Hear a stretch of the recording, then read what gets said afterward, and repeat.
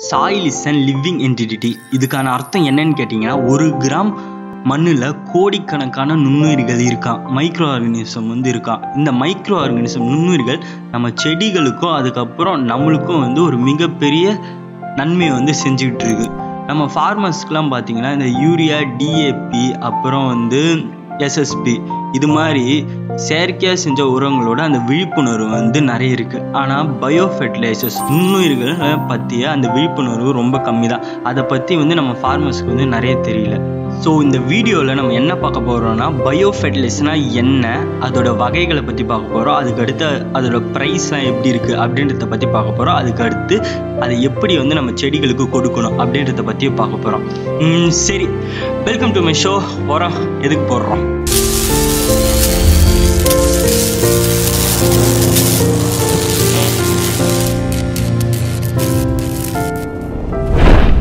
இந்த பயோஃபெர்டிலைசர்ஸ்னால் என்ன அப்படின்றத பற்றி தெரிஞ்சுக்கிறதுக்கு முன்னாடி நம்ம எல்லாருமே சாப்பாடு சாப்பிடுவோம். அந்த சாப்பாட்டை செரிக்கிறதுக்கு நம்ம வயிற்றுக்குள்ளே சில நுண்ணுயிர்கள்லாம் இருக்குது, அதாச்சும் மைக்ரோ ஆர்கானிசம்லாம் இருக்கும்.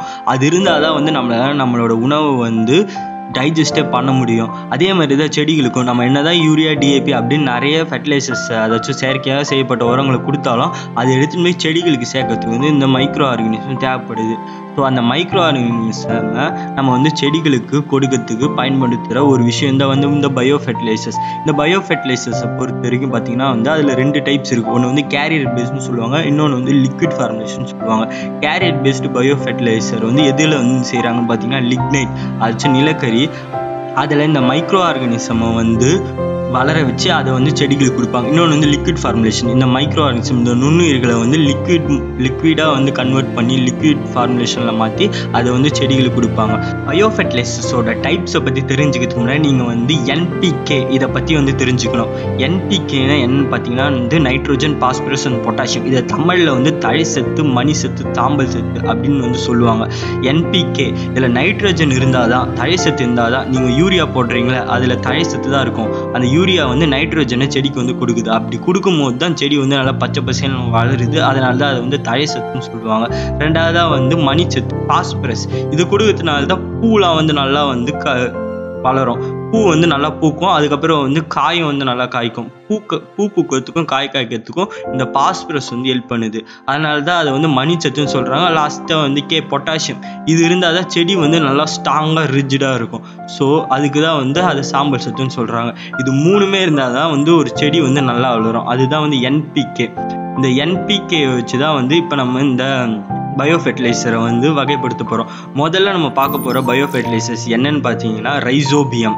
இந்த பயோஃபெர்டிலைசர் எந்த செடிகள்லாம் பயன்படுத்திட்டு இருக்காங்கன்னா, லெகுமினஸ் கிராப் அப்படின்ற செடிகளில் பயன்படுத்திட்டு இருக்காங்க. லெகுமினஸ் கிராப்லாம் என்னன்னு பார்த்தீங்கன்னா இந்த பயிர் வகைகள். உதாரணத்துக்கு சொல்லலாம் கிரவுண்ட் நட், அதாச்சும் நிலக்கடலை ஒரு லெகுமினஸ் கிராப். ரெட் கிராம் கோரம்பருப்பு செடியும் ஒரு லெகுமினஸ் கிராப். இந்த செடிகளை நீங்கள் பிடுங்கி பார்த்தீங்கன்னா அதோட வேரில் உருண்டையாக ஒரு ஸ்ட்ரக்சர் இருக்கும். அதை நாடில்னு சொல்லுவாங்க. ஸோ அந்த இடத்துல தான் இது தழை சத்து, அதாவது நைட்ரோஜனை செடிக்கு எடுத்துகிட்டு கொடுக்குது. ஸோ இந்த ரைசோபியமை நம்ம கிரவுண்ட் நட் அதாச்சும் நிலக்கடியில் கொடுத்தோன்னா கேரியர் பேஸ்டு மூலமாக கிட்டத்தட்ட 105 கிலோ யூரியா தேவையை இந்த ரைசோபியம் நிலக்கடைகளுக்கு குறைச்சிரும். மணிலா அகத்தி அப்படின்ற ஒரு செடியில் இந்த நாடியூல்ஸ், அதாவது ரூட் நாடியூல் அதோட ஸ்டெம்மில் இருக்கும், அதாச்சும் அதோட தண்டில் இருக்கும். அந்த இடத்துல இது தழை சத்து செடியில் இருக்கும். இந்த மணிலா அகத்தின்றது ஒரு கிரீன் மென்யூர் கிராப். இதை பற்றி நம்ம வரக்கூடிய வீடியோவில் பார்க்கலாம்.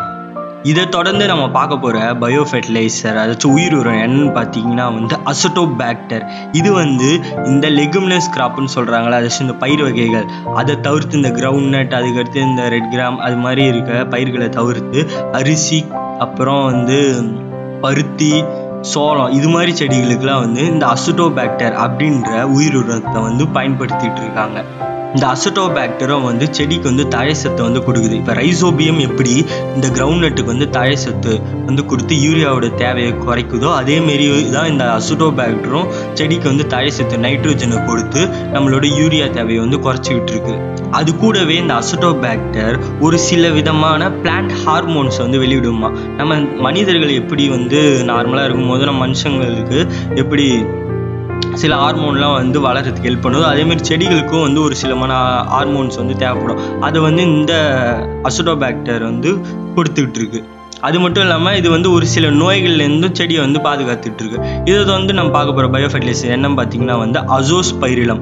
இதை வந்து கண்டிப்பாக எல்லா ரைஸ் ஃபீல்ட்லையும் வந்து யூஸ் பண்ணிட்டு இருக்காங்க. அரிசியில் வந்து யூஸ் பண்ணுற ஒரு முக்கியமான பயோஃபர்டிலைசர் அசோஸ்பைரிலம். கண்டிப்பாக இப்போ நிறைய பேர் இந்த வீடியோ பார்க்குறவங்க ஃபீல்டு வச்சுருந்தீங்கன்னா, ரைஸ் போட்டிங்கன்னா நீங்கள் வந்து கண்டிப்பாக அசோஸ்பைரிலம் வந்து உங்கள் ஃபீல்டில் வந்து அப்ளை பண்ணி செக் பண்ணி பார்த்துக்கோங்க. ஸோ அதை போட்டிங்கன்னா உங்களுக்கு வந்து யூரியா தேவையை ரொம்ப ரொம்ப குறைச்சிரும். கிட்டத்தட்ட ஒரு 50 கிலோ வரைக்கும் ஒரு ஹெக்டாருக்கு வந்து யூரியா தேவையை வந்து இந்த அசோஸ்பைரிலம் வந்து குறைச்சிரும். பாஸ்போபாக்டீரியா இந்த பயோஃபர்டிலைசர் அரிசி இந்த உயிர் உரம் எதுக்கு பயன்படுத்துன்னா செடியில் மணிச்சத்தை வந்து இன்க்ரீஸ் பண்ணி தரத்துக்கு வந்து பயன்படுத்துது. இப்போ நீங்கள் சிங்கிள் சூப்பர் பாஸ்பேட் அப்படின்ற ஒரு செயற்கை உரத்தை வந்து போட்டிங்கன்னா அது எல்லாத்தையுமே வந்து செடி வந்து எடுத்துக்காது. அப்படி எல்லாத்தையுமே எடுத்துக்க வைக்கிறதுக்காக இந்த பாஸ்போபாக்டீரியா அப்படின்ற உயிர் உரத்தை வந்து பயன்படுத்துகிறாங்க. இந்த பாஸ்போபாக்டீரியாவை நீங்கள் வந்து எல்லா கிராப்புக்குமே எல்லா பயிர்களுக்குமே வந்து பயன்படுத்தலாம். இந்த பாஸ்போபாக்டீரியா பயன்படுத்துறது மூலமாக நீங்கள் வந்து சிங்கிள் சூப்பர் பாஸ்பேட் அப்படின்ற அந்த உரத்தோட தேவையை வந்து குறைச்சிக்கலாம். அடுத்ததாக வந்து இந்த பயோஃபர்டிலைசரை விலைலாம் எவ்வளோ இருக்கும் அப்படின்ற உங்களுக்கு டவுட் வரும். இந்த பயோஃபர்டிலைசர் எல்லாமே வந்து தமிழ்நாடு அக்ரிகல்ச்சர் யூனிவர்சிட்டி தமிழ்நாடு வேளாண்மை பல்கலைக்கழகம் மூலமாக நீங்கள் வாங்கினீங்கன்னா 1 கிலோ பயோஃபர்டிலைசரோட விலை வந்து ஜஸ்ட்டு ஒரு 40 ருபீஸ் தான் இருக்கும். கண்டிப்பாக 40 ருபீஸ் கொடுத்து எல்லாருமே வந்து இந்த பயோஃபர்டிலைசர்ஸ் வந்து வாங்க முடியும். ஒரு 40 ரூபா கொடுத்து பயோஃபர்டிலைசரை வாங்கி நீங்கள் கிட்டத்தட்ட 1000 கணக்கில் வந்து நீங்கள் சேவ் பண்ணிக்கலாம், செயற்கை உரங்களை வந்து செடிகளுக்கு போடாமல். அடுத்ததாக இந்த பயோஃபர்டிலைசரை செடிகளுக்கு வந்து நம்ம எப்படிலாம் கொடுக்கலாம் அப்படின்றத பற்றி பார்த்துடலாம். முதல்ல வந்து இந்த ரைசோபியம், அசோஸ்பைரிலம், அசிடோபாக்டர், பாஸ்போபாக்டீரியா இது எல்லாத்தையுமே வந்து ஒரு 3 விதமான மெத்தடில் வந்து நம்ம செடிகளுக்கு வந்து கொடுக்கலாம். முதல்ல வந்து சீட் ட்ரீட்மெண்ட் பண்ணி வந்து கொடுக்கலாம். சீட் ட்ரீட்மெண்ட்னா தமிழில் வந்து விதை நேர்த்தி அப்படின்னு சொல்லுவாங்க. இந்த சீட் ட்ரீட்மெண்ட் பண்ணுறதுக்கு நம்ம என்ன பண்ணணும்னா 1 கிலோ இந்த கேரியர் பேஸ்டு பயோஃபர்டிலைசர் சொன்னல அதை வந்து நீங்கள் வந்து எடுத்துக்கணும். அதை எடுத்துக்கிட்டு அதை வந்து 1 கிலோ அரிசி கஞ்சி கூட வந்து மிக்ஸ் பண்ணி வச்சுக்கணும். அப்படி மிக்ஸ் பண்ணிட்ட பிறகு ஒரு ஹெக்டருக்கு எவ்வளோ நீங்கள் எந்த செடிக்கு வந்து இதை அப்ளை பண்ணுறீங்களோ அந்த செடியோட விதையை வந்து ஒரு ஹெக்டருக்கு எவ்வளோ தேவைப்படுமோ அவ்வளோ விதையை வந்து இந்த ஃபார்முலேஷன் மிக்ஸ் பண்ணி வச்சுருக்கீங்களா இந்த ஸ்லர்ரி மாதிரி 1 கிலோ பயோஃபர்டிலைசர் அப்புறம் 1 கிலோ ரைஸ் குருவில் கூட அதில் வந்து நல்லா மிக்ஸ் பண்ணி 20 to 30 நிமிஷம் வரைக்கும் வந்து நல்லா நிழலில் வந்து காய வைக்கணும். காய வச்சு உடனே வந்து சோப் பண்ணணும். 20 to 30 நிமிஷத்துக்கு மேலே வந்து இதை வந்து வச்சுட்டு இருக்கக்கூடாது. அதை வச்சு நீங்கள் வந்து இதை சீட் ட்ரீட்மெண்ட் பண்ணி 20 to 30 நிமிஷம் காய வச்சுட்டு உடனே வந்து சோப் பண்ணிடணும். இது வந்து ஒரு மெத்தடு. அது வச்சு சீட் ட்ரீட்மெண்ட் மெத்தட், விதை நேர்த்தி. இதை வந்து ரெண்டாவது மெத்தட் என்னன்னு பார்த்தீங்கன்னா வந்து சீட்லிங் டிப்பிங் அப்படின்னு சொல்லுவாங்க. இதுக்கு நம்ம என்ன பண்ணணும்னு பார்த்தீங்கன்னா 1 கிலோ அந்த பயோஃபர்டிலைசரை வந்து 200 லிட்டர் தண்ணிக்குள்ளே வந்து மிக்ஸ் பண்ணி வச்சிடணும். கேரியர் பேஸ்டு பயோஃபர்டிலைசரை அப்படி மிக்ஸ் பண்ணிட்ட பிறகு என்ன பண்ணணும்னு பார்த்தீங்கன்னா இப்போ அரிசிக்கு வந்து இதை வந்து நம்ம வந்து ப்ராக்டிஸ் பண்ணிக்கலாம். அசோஸ்பைரிலம்ல அப்படி மிக்ஸ் பண்ணி வச்சதில் இந்த சீட்லிங் அது அரிசியை நர்சரியிலேருந்து மெயின் ஃபீல்டுக்கு மாற்றும் போது அந்த சீட்லிங் அந்த கண்ணை வந்து இந்த ட்ரீட் பண்ணி வச்ச தண்ணியில் வந்து ஒரு 15 நிமிஷம் வந்து நீங்கள் முக்கி வச்சுட்டு நட்டிங்கன்னா நல்லா வந்து செடி வந்து வளரும். நீங்கள் வந்து யூரியாவோட தேவையை வந்து குறைச்சிக்கலாம். மூணாவது மெத்தட் என்னன்னு டைரெக்டாக நீங்கள் வந்து லேண்டில் போய் அப்ளை பண்ணுறது. இதுவும் ரொம்ப ஈஸி தான். 2 கிலோ பயோஃபர்டிலைசர் கேரியர் பேஸ்ட்டை நீங்கள் எடுத்துக்கிட்டு அதை எடுத்துகிட்டு போய் நீங்கள் என்ன பண்ணணும்னா 25 கிலோ கவுடங் மிக்சர் அச்சும் மாட்டு சாணத்தை கூட மிக்ஸ் பண்ணி டைரெக்டாக வந்து நீங்கள் தூவி விட்டுடலாம். இது வந்து மூணாவது மெத்தட். இந்த 3 விதமாக வந்து நீங்கள் பயோஃபர்டிலைசரை செடிங்களுக்கு வந்து கொடுத்துக்கலாம். ஒரு 40 ரூபா நீங்கள் செலவு பண்ணுறது மூலமாக நீங்கள் வந்து பல மடங்கு வந்து சேவ் பண்ணலாம் இந்த பயோஃபர்டிலைசர்ஸை பயன்படுத்தி. உங்களுக்கு வந்து இந்த வீடியோ மூலமாக பயோஃபர்டிலைசர்ஸ்னால் என்ன, உயிர் உரங்கள்லாம் என்ன அப்படின்ற ஒரு பேசிக்கான ஐடியா வந்து கிடைச்சிருக்குன்னு நான் நம்புகிறேன். இதை தொடர்ந்து நான் நெக்ஸ்ட் வீடியோவில் வந்து சுகர் கேன் கரும்பில் யூஸ் பண்ணுற ஒரு பயோஃபர்டிலைசர்ஸ் நுண்ணுயிர் உரத்தை பற்றி நான் வந்து சொல்ல போகிறேன். ஸோ அந்த வீடியோவை வந்து மறக்காமல் வந்து பாருங்கள்.